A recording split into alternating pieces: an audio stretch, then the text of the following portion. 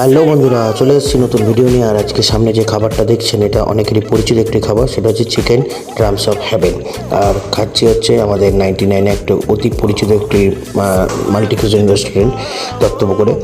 আর প্রথম কথা বলি হচ্ছে কোয়ালিটি নিয়ে। অনেক দিন বাদে 99 খেলাম, প্রায় 1 বছর বাদে। কিন্তু সত্যি কথা বলতে প্রথমেই কিন্তু নিরাশ হয়েছি, কারণ আপনি যে ললিপপটা দেখছেন আমি ভাঙছি, জাস্ট দেখুন ভেতরে কিন্তু কোনো মাংস পাবেন না।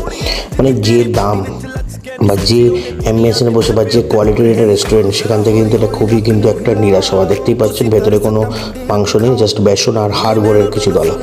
যাই হোক, তো এটা আমি একদমই আশা করিনি। প্রথম ডিশটাই কিন্তু আমি, এরকম হয় না সচরাচর, খাবারের কোয়ালিটি খুবই ভালো হয়। কিন্তু যাই হোক, তারপরে আমি চলে আসলাম মাটন ডাক বাংলো অর্ডার করেছিলাম। আর তার সাথে একদম করেছিলাম হচ্ছে পিস পোলাও, মানে যেটাকে ভেজ পোলাও বলে আর কি, সেই পোলাওটাই অর্ডার করেছিলাম। ডাক বাংলো নিয়ে যদি কিছু বলতে হয় তো আমি বলবো একটা কথাই, যে ডাক বাংলোটা এক কথা অসাধারণ ছিল। আর পোলাওটা ছিল একদম ঝুরঝুরে রাইস দিয়ে ছিল, কিন্তু একটু মিষ্টি বেশি হয়ে গেছিলো পোলাওটা, সেরকম একটা কোনো স্বাদের হয়নি। তো যাই হোক, আমি সাজিয়ে গুছিয়ে নিয়ে বসে পড়েছি, কিনে তো ফেলেছি, খেতে হবে টাকা দিয়ে। এখানে কিন্তু ডিমটা কিন্তু ফ্রাই করে দেয়। আর এই আলুটা দেখতে পাচ্ছ, আলুটা কিন্তু যথেষ্ট সফট ছিল না। দেখতে পাচ্ছ খুব কষ্ট করে কিন্তু আমার ভাঙতে হচ্ছে। এটাও কিন্তু নিরাশ। কেন নিরাশ বলছি, কারণ এত দাম দিয়ে যখন খাবার খাবো এরকম রেস্টুরেন্টে, এই ছোটোখাটো ভুলগুলো কিন্তু একটা বড় ম্যাটার করে। যাই হোক, আলুটার ভেতরেও কিন্তু কোনো মশলা ঢোকেনি, জাস্ট একটা সেদ্ধ বয়েল করা আলু মনে হচ্ছিলো।